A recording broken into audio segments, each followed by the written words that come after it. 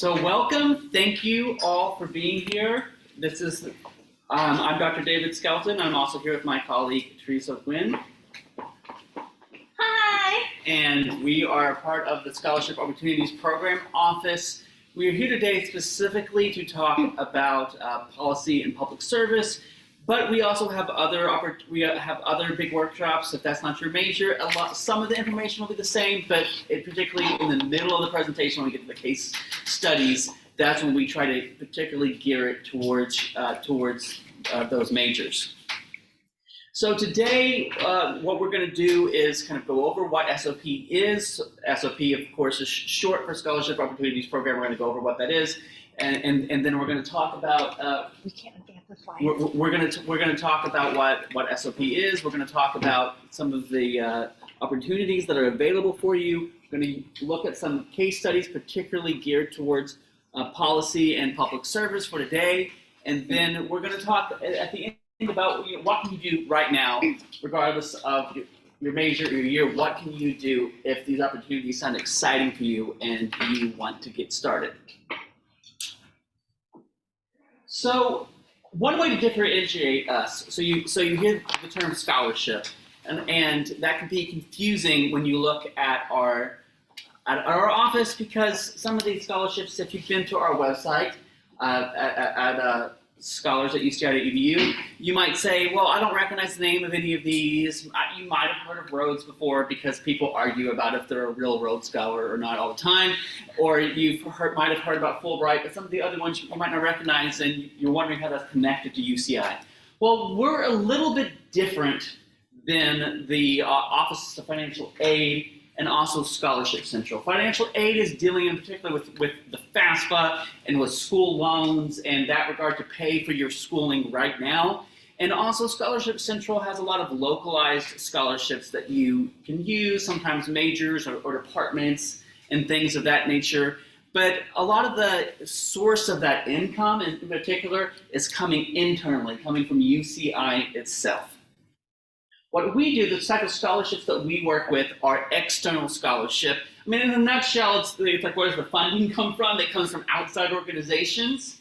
But a lot of these outside organizations, they have their own history, they have their own mission, a lot of them have visions about trying to make the future better, and how do I get more STEM majors? How do I get more people doing public service? How do I get more people into medicine or law or writing, and so they have their own visions and missions, and so what we try to do is guide you through that and help you apply for those sources of funding. Some of that sources of funding will be to help you apply for undergrad, some of it will be internship experience, some of it will be study abroad experience, and of course public service experience. So there's all kinds of opportunities out there for you.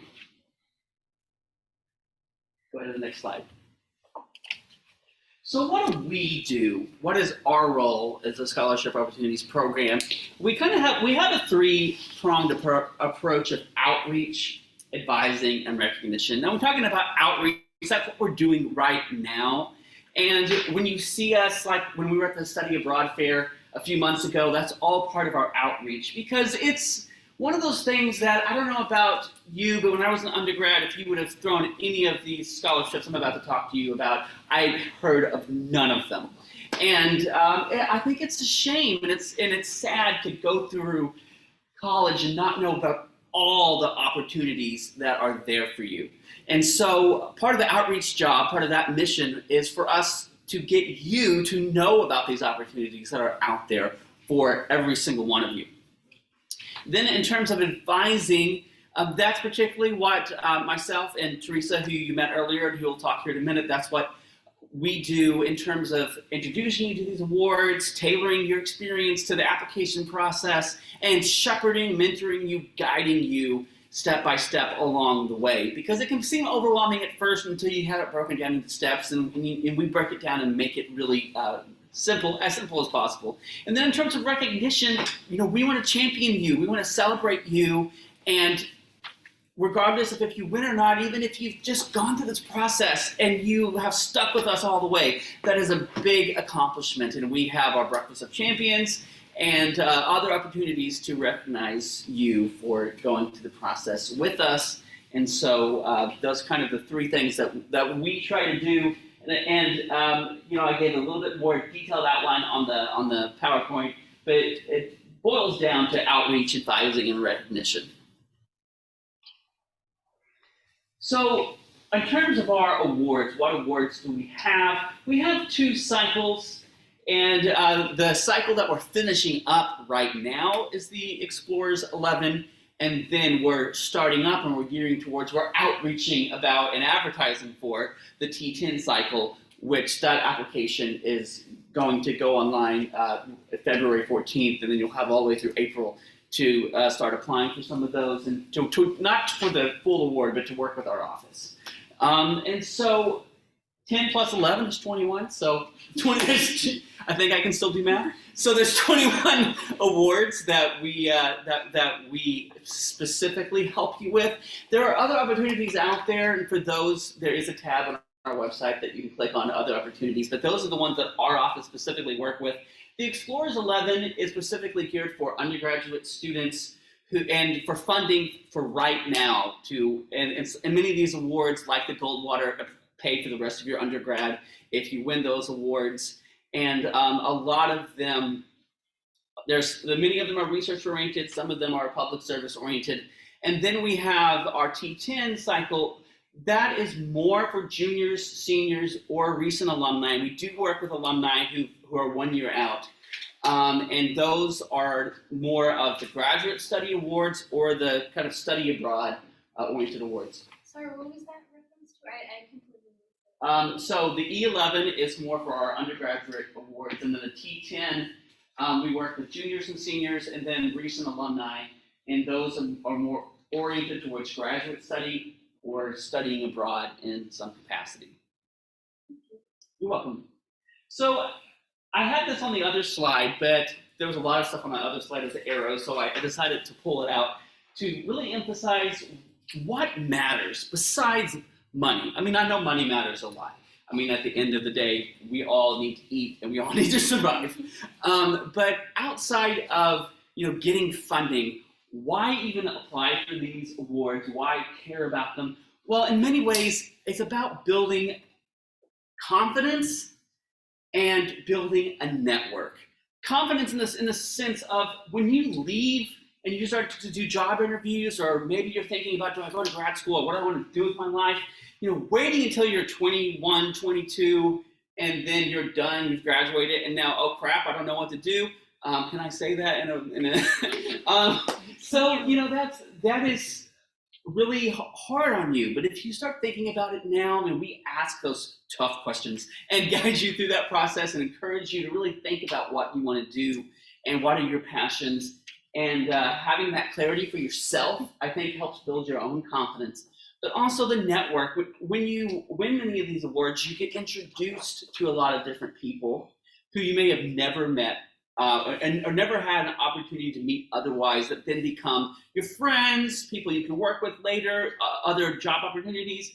And in any case, even if you don't win the awards, just going through that process of, I'm a better writer now, I know what I want to do, I know what I want to go for, like all of those things are really helpful. Your turn. All right, my turn. All right, so first I want to say and introduce myself that I am Teresa Nguyen, and I am a proud UCI alumna. I was part of the campus-wide honors. I did Europe. I applied to scholarships, did not get any, but as David said, it gave me a great portfolio, skills that I could use to bring myself and apply for graduate school. I did my master's at Cambridge and research at University of Wisconsin-Madison, and I'm back here to hang out with all of you because I think scholarships was a great experience and formative for me, and I'm happy to help you get to that next level with your plans and your goals and dreams. All right, so we're gonna dig into scholarships that are specifically for policy, law, and public service, as well as talk about the various candidates and recipients of these scholarships. All right, so the first one I'm going to talk about is the Strauss Scholarship. It is a great scholarship if you're looking to make a difference now. It supports year-long service project of your own design that benefits the community, and that community can be here, UCI. It could be the local community. It could be your home community, or even abroad. So, how many of you live in Arroyo Vista, or have been around Arroyo Vista? Okay, so Arroyo Vista has a community garden, and it actually grew out of a UCI scholar candidate's application to the Strauss. So they applied for the Strauss to build these community gardens. Unfortunately, they didn't win that scholarship, but they were able to take that application, repackage it, and apply for other scholarships and grants. And that's why we now have the AV community gardens. So definitely something you can do to make a difference. If you're like, I want to do something at UCI, or UCI needs something, the Strauss is a great scholarship. So competitive Strauss candidates usually have at least 1 year of previous leadership experience and have a really well-conceived project idea. So the great thing about the Strauss is that it's open to all students. The applicants come from all backgrounds and disciplines, all different majors, different career paths. They're international students, they're transfer students, and they fund projects on a variety of topics. So it could be the topic that you have focused your life on, or it could be a side project that you're really interested in. We have students who are, I'm going to spend my life thinking about medicine and health. I want to do a community project about art and literacy. So it's a definitely great opportunity to expand and push yourself as well. So a typical applicant is a sophomore or junior with 1 to 2 years of undergraduate study remaining. If you're a senior and you're planning to stay to be a super senior, 5th year, then you can apply as well. So the thing to keep in mind is that the Strauss wants you to be able to make a difference while you're at a UCI student, so hence the early kind of requirements for sophomores and juniors. All right, it provides $15,000, with the majority going to your community project as well as a portion going for your tuition, which is always great. We will talk about one specific project, but you can find more about it on the Strauss website. So one project I want to highlight is our most current and our current reigning, champion of Strauss champion, Jira Hugh Trinit Kamal. He is an international student from Bangkok, Thailand, graduating this year with majors in poli-sci and economics and a minor in management and urban regional planning. So his Strauss project is called Backup Bangkok.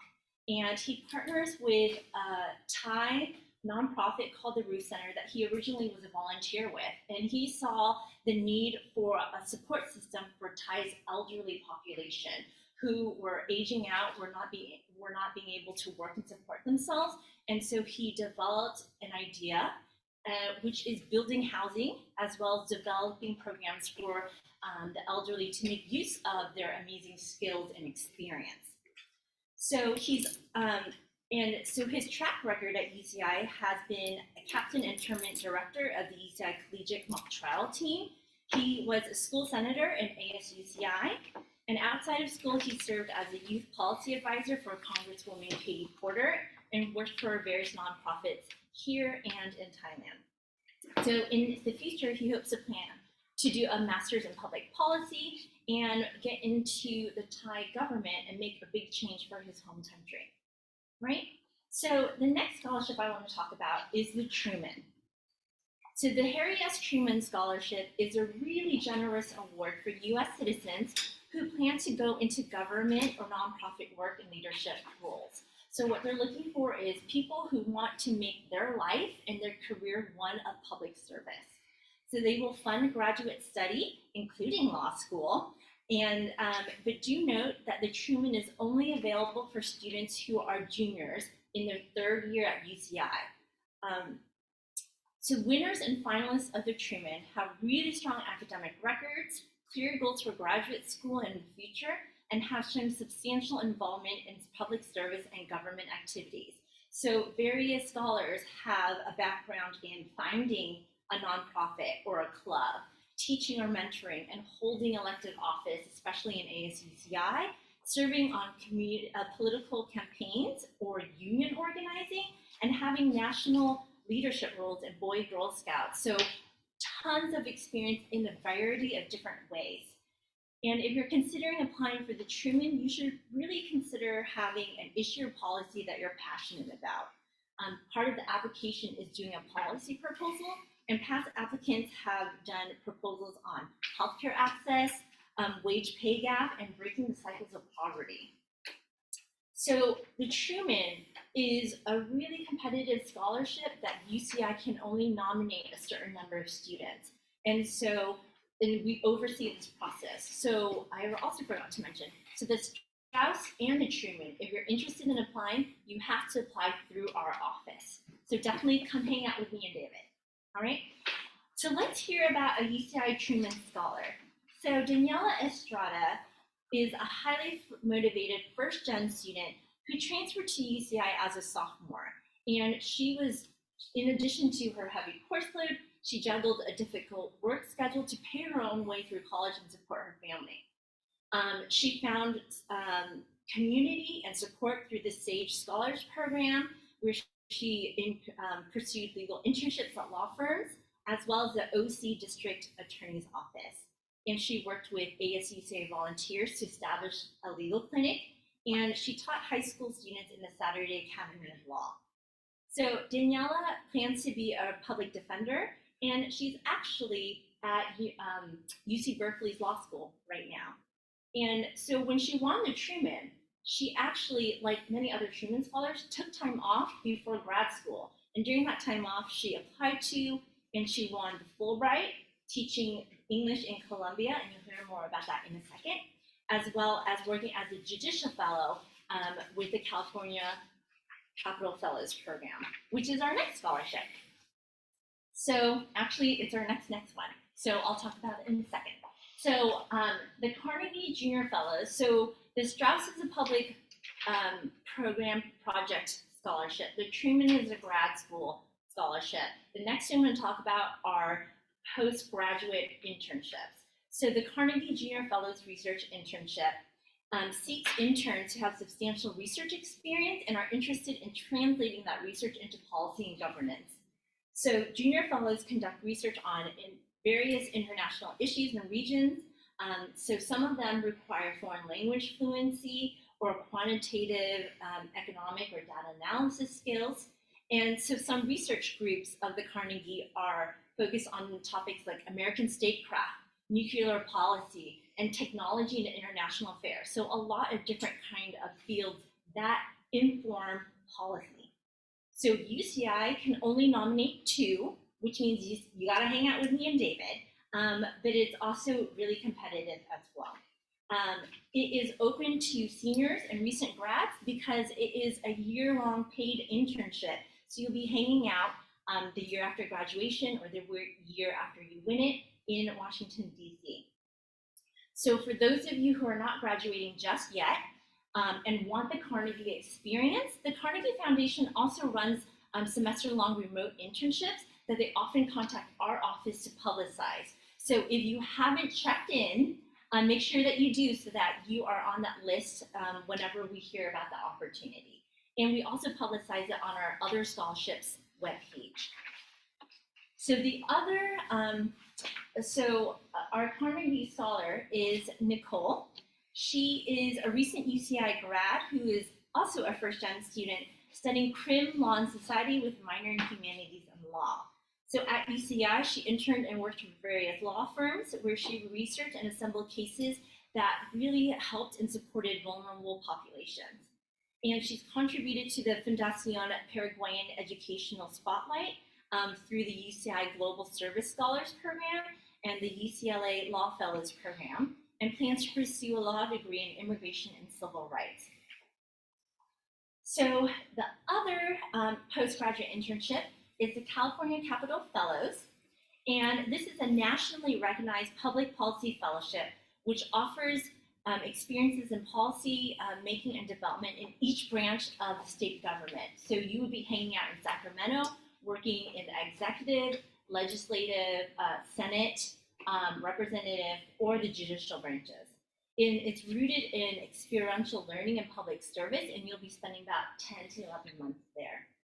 So In these positions, you're assisting state legislators, senior level executive staff, court administrators with a broad range of policy issues and projects, and you are given a lot of responsibility to develop programs, which is a really great opportunity. Strong California Capital Fellows candidates have 1 or more year-related work or volunteer in public service, as well as a strong interest in governance and public service. So again, as this is a year-long paid internship, you should be a graduate of UCI or a graduating senior. This program is open to all students regardless of student citizen status, and this also applies to the Carnegie as well. You just must be eligible to work in the US for 1 year. So I know you're both thinking, okay, there's the Carnegie, there's California Capital Fellows, they're both internships, what's the difference? So Carnegie is located in DC, and you'll be working at a more federal and international level versus the California Capital Fellow obviously is going to be in California, and so you'll be focused on the state government level. The other thing is that California Capital Fellows, you will be getting hands-on real-world experience where you're witnessing, studying, and working in state government. The Carnegie is more like a think tank, so you'll be doing more behind-the-scenes work, research that informs policy down the line. And many students actually choose to apply to both Carnegie and California Capital Fellows. Okay. So our current, one of our current California Capital Fellows, because we got 3 hanging out in Sacramento right now, is Angeline Obadoza. So she just graduated last spring from UCI and from Campus-wide honors with a poli-sci degree. And along with studying abroad in Paris and serving as president of several organizations, she worked as a student researcher and a student fellow for the Prop 16 campaign. The California Capital Fellow was actually her first scholarship application, and with her advising support, she won.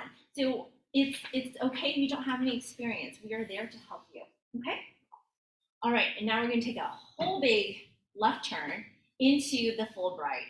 And so the Fulbright is a postgraduate opportunity that supports research, potentially graduate school, and teaching abroad, almost anywhere in the world. So you might have heard about the Fulbright because it's one of SOP's most flexible and popular award, offering placements in over 140 countries. So it was established by Congress after World War II, so it has a really long and prestigious history to promote international understanding. So the goal is that recipients of the Fulbright be ambassadors between the US and their host country. And so you can conduct research, you can complete a year of graduate study, you can carry out a creative project, or you could teach English.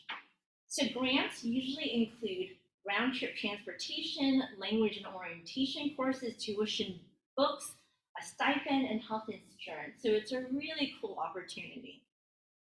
So competitive candidates for the Fulbright have at least 1 year relevant experience for their award type. So if you're thinking about the study research award, you should definitely get into the lab or work on a research project. If you're thinking about teaching English, you don't necessarily have to teach English, but mentorship, tutoring, those kinds of experience really come in handy. You should also be proficient in the country's host languages. Lots of countries have no language requirements. Some countries have some language requirements, but they will definitely offer you opportunities to learn, and you would be a much stronger candidate if you were applying to Mexico if you knew Spanish. And we can definitely help you strategize as well. Countries that require only English language skills, such as the UK, Ireland, Australia, New Zealand, and Canada, in addition to being English-speaking countries, are also super cool places.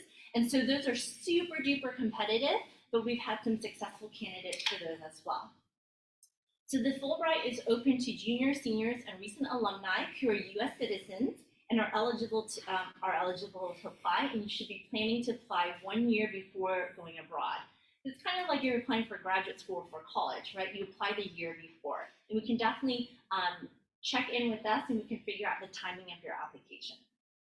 I also want to state that for the Fulbright, you can apply independently. So, 5 years down the line, when you graduated from UCI and you're like, you know what, I want to go hang out in Greece and teach English, you can apply for the Fulbright. But if you are eligible to work with us, we highly encourage that you do. because as you might know, we're awesome and we help students win, okay?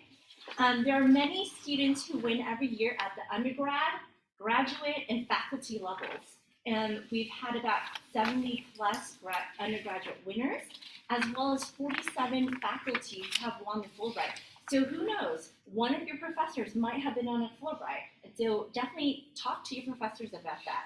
Some professors we know is Anthro Professor Keith Murphy, History Professor Emily Brom, Film and Media Studies Professor Bliss Lim, and Cog Sci Professor Virginia Mann, as well as Spanish Professor Armin Schweiger. So to talk to you more, oh, it's still me. Okay. So a cool Fulbright candidate is Irene Morales, and she graduated cum laude in Crim Law and Society and Education Sciences, and she did a bunch of stuff during her undergraduate career that helped her prepare for this application. So she studied abroad in Rome. She worked in the California Capitol. She participated in a service project on the U.S.-Mexico border. She taught high school freshmen about globalization and mentored students as well. So with this impressive record, she was really able to be a successful candidate.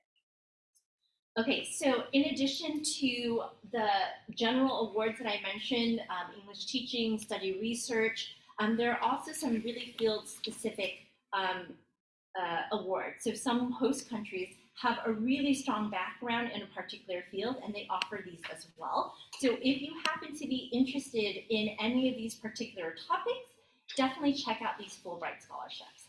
All right, and now I'm going to hand it over to David. Okay.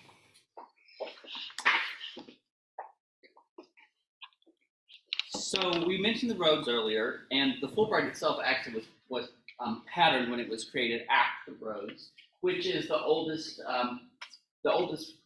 prestigious fellowship in the world. And a lot of these scholarships are UK-centric, as you can tell with Oxford, Cambridge. Marshall supports graduate study anywhere in the UK.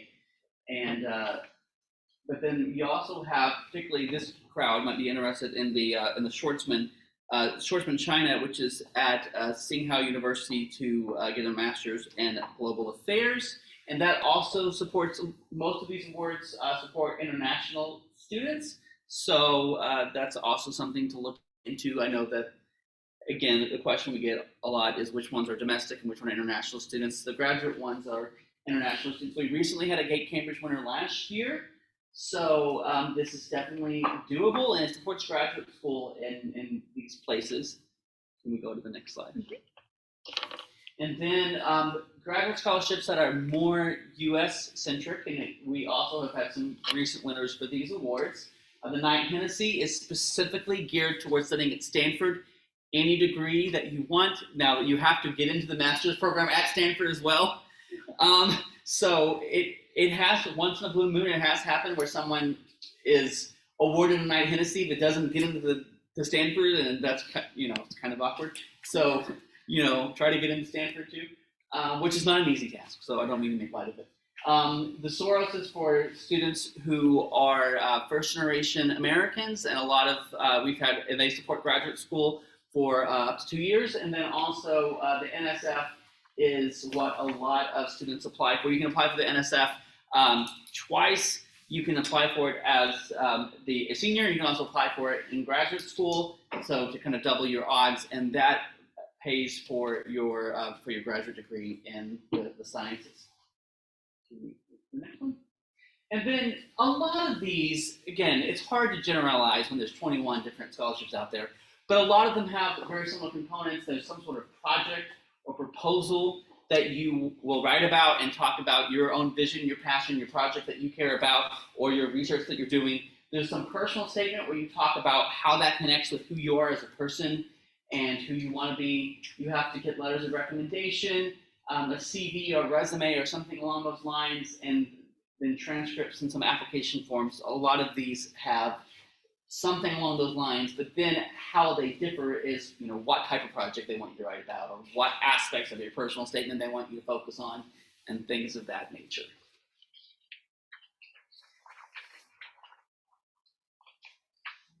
So now we're going to talk about what can you do right now. So we've given you all kinds of different things that you can think about. But now, what do I do? Okay, I'm back. Just for this one slide because I want to say one thing, and the main thing is that you guys are awesome. I know you're all sitting here and you're listening to all of our student candidate profiles going, oh my gosh, this person is crazy impressive. They've done a million things. How am I even supposed to compare, right? But the thing to remember is that they started exactly where you were. We've had our scholarship winners say, oh yeah, I remember my freshman year, I came to the scholarship opportunities workshop and I thought the exact same thing. That will never be me. But hearing about this opportunity, thinking about not just going to office hours to get help for my midterm, but to talk to professors and build that relationship has enabled me to put together a strong application that I want, right? And so we went through the student profiles, not to intimidate you, but to give you a sense of all the different things that you could do. So if you didn't know about the Sage Scholars Program, look into it. If you were thinking about research, this is a great, be like, well, that scholarship winner did research. I'm gonna actually get started on that right now, okay? So all of these winners did what you're doing right now, right? They studied, they worked, and they got involved. And they did so at a higher and a more intense level. So now this is your chance to kind of really think through about your experience and see how you could take it up a notch. So now that you kind of have some awards, some goals to kind of like give some direction to the next path, you know, what can you do right now? To put simply, you should keep what you're doing, right? Being a great student, a good person, and a person with passionate and cool ideas, right?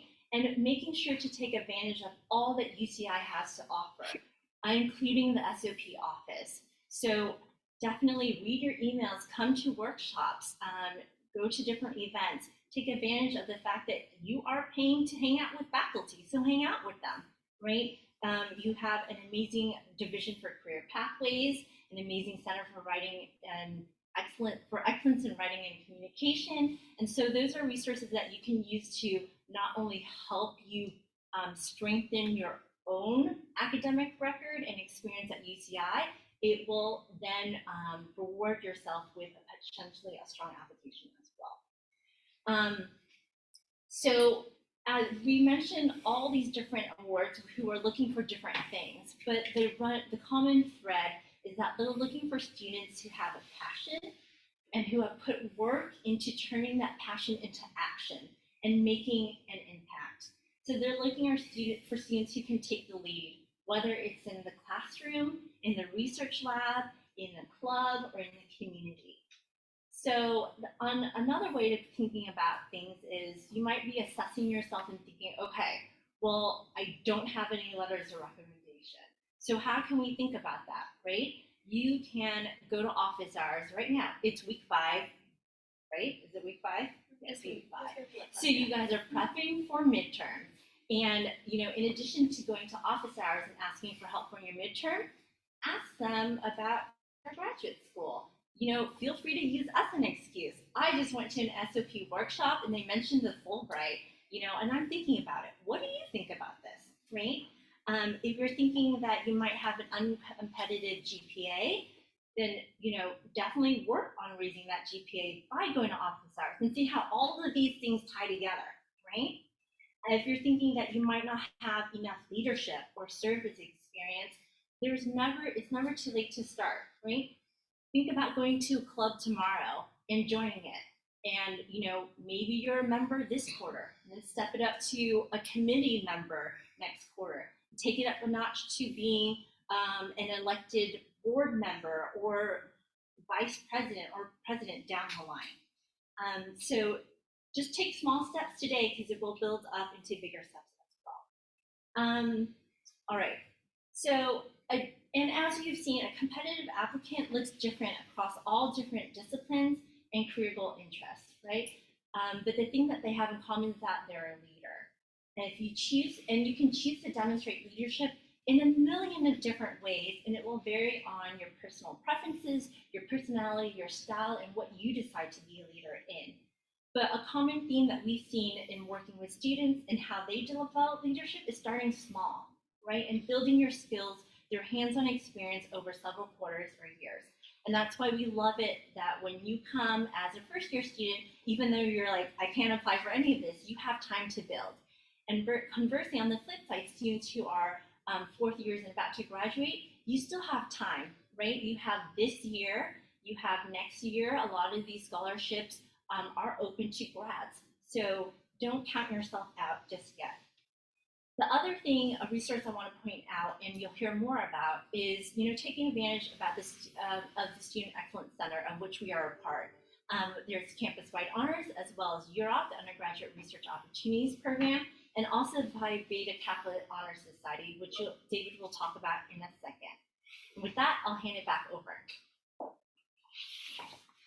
Thank you. So we asked you to do these things, to check out office hours, to look into UROP, and which they do give you funding to do research now, and to look into some of the other programs you can get involved with on campus.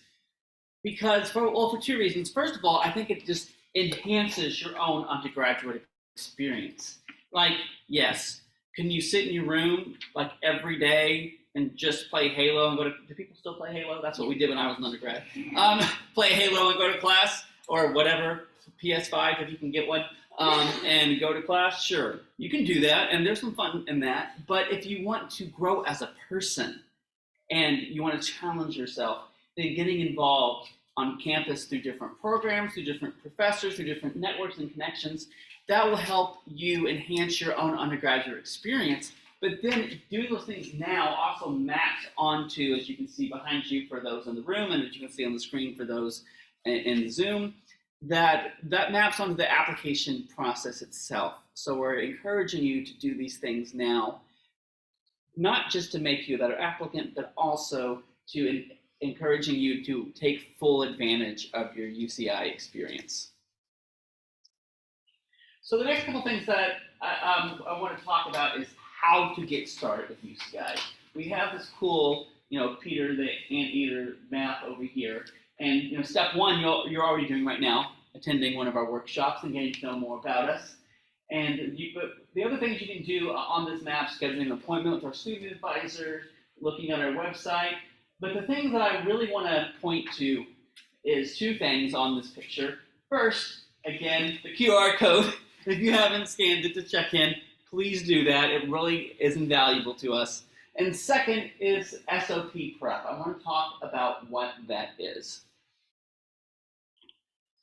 So SOP Prep is a Canvas course that it's not affiliated with UCI Canvas, but it's a Canvas course that we created. So it doesn't affect your GPA or anything. It's just a way for us to put a lot of information into one place. And what we do is we have created some questions for you to answer and to reflect on, so that when you do meet with our student advisors, or if you do meet with Teresa or myself, you already kind of thought through some of this and you have better questions to ask. Because I don't know if you've ever gone to office hours before or sat down with someone before, and now you can't even think about what to ask. It's like your mind just goes blank. But if you go through some of these small steps that we have on our Canvas course, we have some stuff that you've written down, and so even if your mind goes blank, we can use that to then say, well, you wrote about this, so it says that you really are interested in, serving this community. Why? And we can use that. Can you go ahead to the next? And so this is an example of what it looks like on Canvas courses. Some small journal reflections. They're not that long, and they help us to just. It's not like weeding you out. We're not doing this to say, you wrote the worst personal action plan I've ever seen, so I don't want to meet with you anymore. Like, it's not like that. It's, again, to help you reflect, and then to help us when we're meeting with you to give us questions to ask and to help kind of build our advising to tailor it towards what you want to do. So SOP Prep, you can get to it. There's a tab for it on our website, and you can do it right now. And once you've done it once, you don't have to do it again. It's just there to get you into the system and to get you starting working with us. A great time to do SOP Prep spring break. In case y'all didn't hear that on the Zoom, spring break. Do SOP prep. That's what everyone's doing, and then going to the beach. Yeah. Okay. So we want to wrap it up now, and we just have two quick things. One of them is about talking about Phi Beta Kappa, which our office also works with, and then we want to let you know about one other opportunity, and then we'll take your questions. So Phi Beta Kappa is the nation's oldest, most prestigious honor society. You know, there are some people behind me, like President Clinton and Chancellor Gilman, who are former Phi Beta Kappa members, and it's former. Oh, still, always for life. Always for life. Sorry. And we have cool events that we do and things of that nature. So that's something you should definitely check out. And let me see if I'm just missing. gonna pop in. We have an amazing visiting lecturer, a scholar, and we have one every year. This year, he is an expert in aging, and there will be a series of lectures as well as classroom visits and events that are open to everyone, whether you're Phi Beta Kappa or not. So this is a great way to learn more about the Honor Society, as well as get involved and connect, get resources, build connections in a network that can get you a scholarship. Right. So she said aging, just in case you didn't hear that because you didn't take your mask off. So sorry. Yeah. So just wanted to make sure. So it's a presenter about aging, and that's open for everyone. And there's all kinds of cool speakers and events on campus. So that's other things that you can go to take full advantage of this community. And then the last thing I want to talk about is that we are hiring. A lot of our amazing student workers are graduating and leaving us, and we're very sad. And so we need more people to come hang out with us.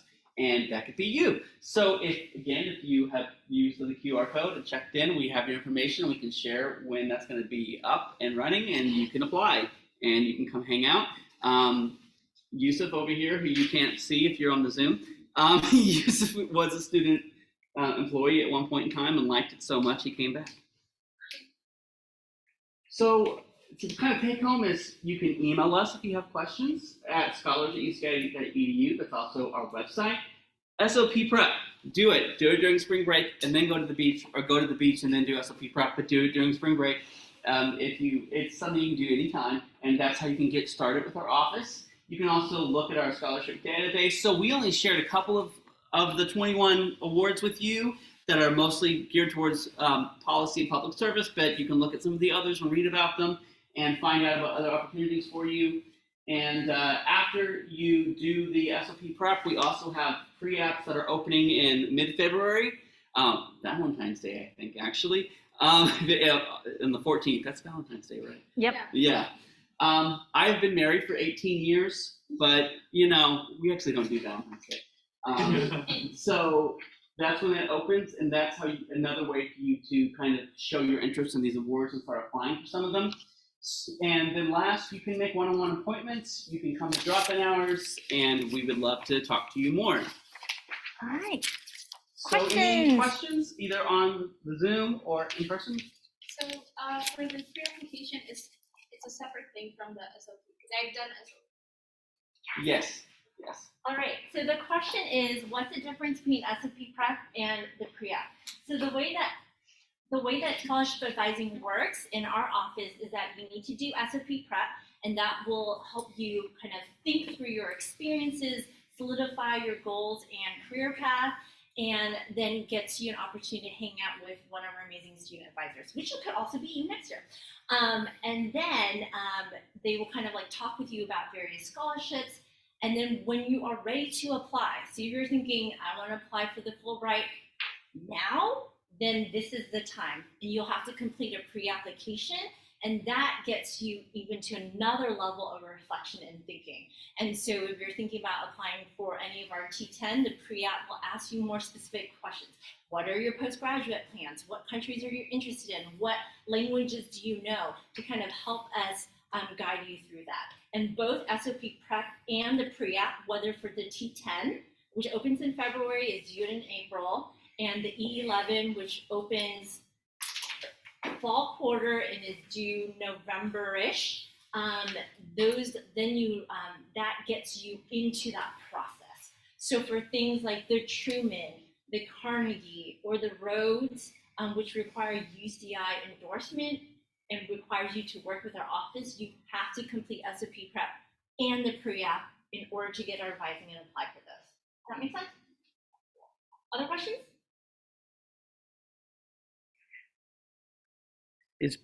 Go in the chat. It says, sorry. It says, is being a U.S. citizen a requirement for the scholarships and internships you have talked about?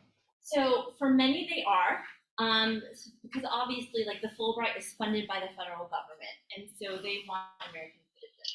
So if you go to our website, or if you're in the room and you pick one of our amazing dates and deadlines handouts, we do indicate citizenship status or criteria. So a lot are U.S. citizen. Some applications don't require any citizenship in the U.S., and some actually have a particular application for international students. So if you're an international student and you're looking at the Gates Cambridge and the Rhodes, as well as the Gates Cambridge and the Rhodes, they actually have a separate like international application for that scholarship.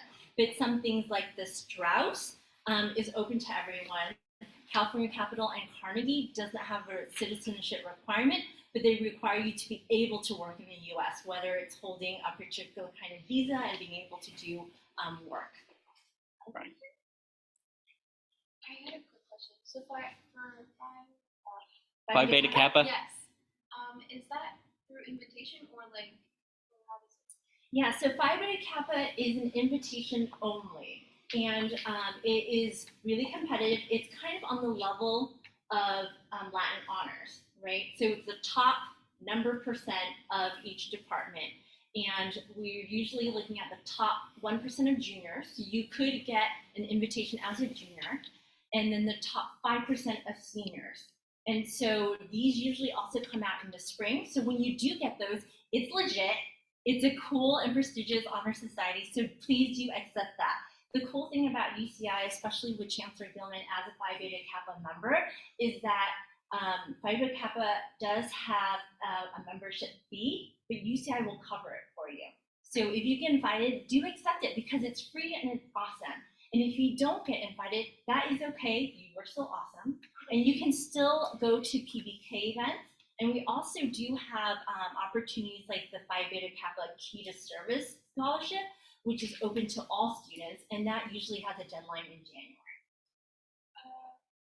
The key to service, what is that? It's a particular scholarship that is run by PBK for scholars or for students. There's a question over here. So if it's a top % for each department, for the requirements, so like top % of one. So each school has their own selection process that we're not privy to. So, you know, if you're thinking, okay, how can I get into Phi Beta Kappa? I would just say, keep doing what you're doing, right? Study hard, work well, and get that strong GPA. And if it's top 5% of seniors and they only send out invitations to seniors in the spring, what if you're a senior that graduates earlier than that? So I don't know the intricacies of that, but I'm assuming that they do take that into account as well, right? The Phi Beta Kappa is a lot of, the point is to build a network thinking about, 1776 back in the day, right? So once you leave a university college, how do you use a network and meet other cool people? And so that's what this Phi Beta Kappa opportunity is. It has really great opportunities for scholarships, which fund different things like graduate school and stuff like that. But they also have different events and lectures, so you can meet other really smart, like-minded people who are just interested in learning and in camaraderie. Okay. Is Phi Beta and Beta the same thing?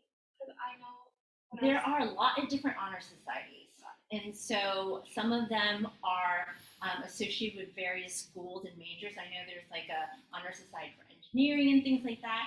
So definitely look into your major and your school to see what opportunities there are for that as well. But it's different. Other questions? Yeah. Would it be applicable for exchange students, or is it only for full-time students? I think there is a residency requirement in that you have to have been a student at UCI. So I'm not sure how that works. So for the honor society, should we just keep boosting our GPAs up, or is there anything else we need to do, like services or volunteering? I think it's like I said, I think it runs like Latin honors, right? And Latin honors is purely GPA. But as I said, the other opportunities like leadership and I think another way to reframe this is rather than saying how can I get into Phi Beta Kappa, think about how can I get the best experience at UCI for myself, whether it's doing well in classes, getting leadership, getting involved in the community, and all of that will make you a potential candidate for Phi Beta Kappa, as well as a strong competitive candidate for any of the scholarships that we run. Yusuf? Yeah, to jump on what Teresa was saying and to also kind of the Zoom meeting. And So- this is And Yusuf. there's Yusuf. So to jump off what Teresa was saying with Phi Beta Kappa, the selection committee goes through a number of different avenues to select the nominees. So what's most important is that if you do receive that nomination email, please click on it, please register, right? Your nomination is lifelong. So anytime after even you graduate UCI, if you are invited, you can still become a PBK member. And to speak more about the nomination process itself, they check your research, they check your publications, they check everything that you have done as a student. So it's not just GPA, it's really what more you can do to get, like Teresa said, the best of your college experience. So if you held positions in a club or in a sort of leadership position, they look at that stuff as well, right? So really what pertains to you as a student and how you want to go through your college experience is what they're most interested in, so that you can become a PBK scholar. No, wave to the camera. No. Other questions? For the postgrad internships, when you say it's eligible to work in the US, would they be sponsoring us a visa or we must already be a resident? I am not sure. That would be But- a question for the International Center. But the way that so I'm currently working with 2 students who are international students applying for these, and they have 2 entirely different qualifications for that. Like one has a potential work visa, one has she can apply for something that would allow her to stay. So it depends on what that situation is, and you can definitely, the Carnegie is super nice, and they're happy to answer questions about eligibility.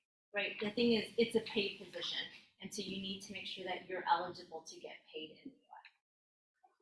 Other questions?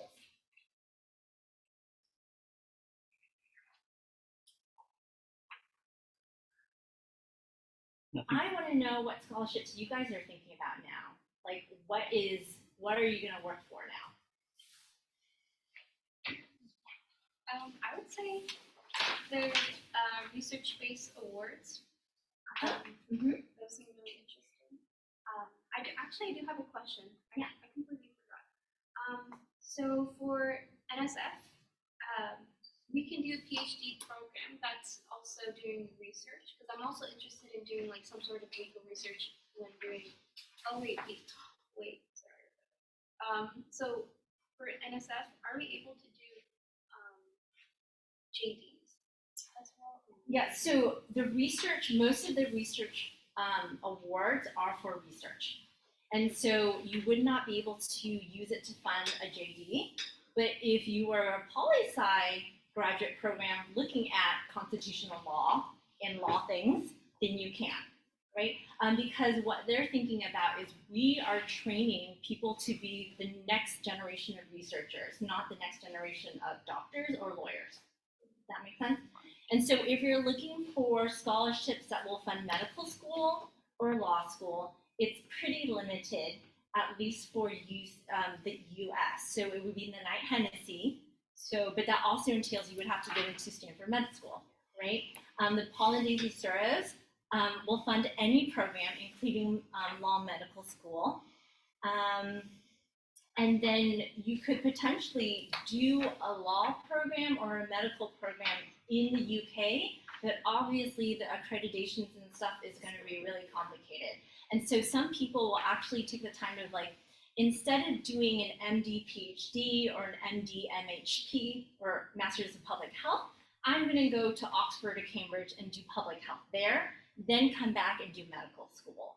Or I'm going to go over to the UK and do their like law and human rights program, and then come back and do law school in the US. I'm so sorry. What if we're interested in doing, I know that there's like dual degrees where you can get your master's as well as a JD. Could that also be eligible? Or is Probably won't be eligible, right?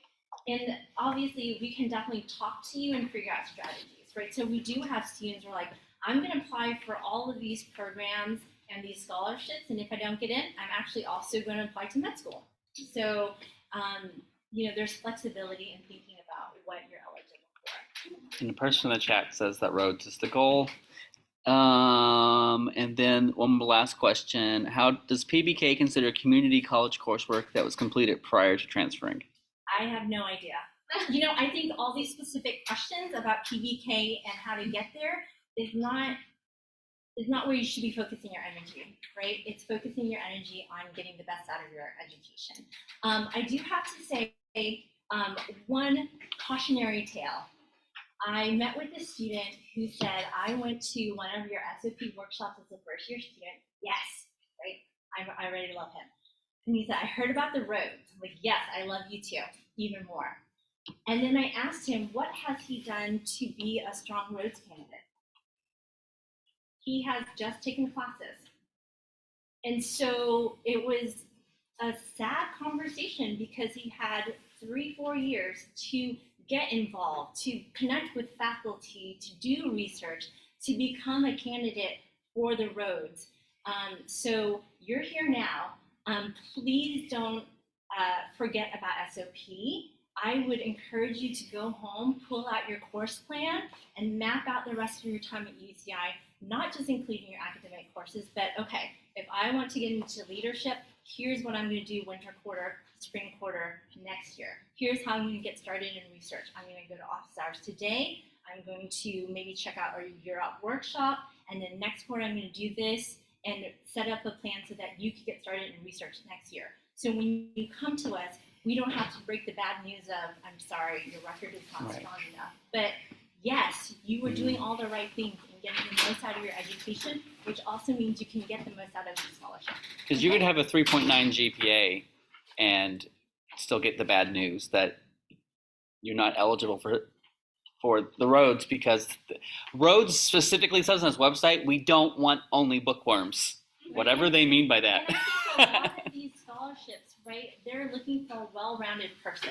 And so the other thing to think about too is, as you're preparing for these scholarships or medical school or law school or graduate school, it's not just, I need to do everything in my life to be a doctor, and so I cannot play piano or be a soccer coach because I have to volunteer at a clinic. But being a soccer coach and playing piano gives you a different perspective, gives you different skills that helps you be a better doctor, be a better graduate researcher. So keep living your life, and we can help strategize how those experiences and skills translate to whatever the next step will be, whether it's grad school or a scholarship, okay? And I think with that, we're gonna have to wrap up because we're gonna rewind and start all over again. So thank you so much for joining us, and we hope to see you in the future at our office and hear about your amazing experiences and where you can go with scholarship. Thank you.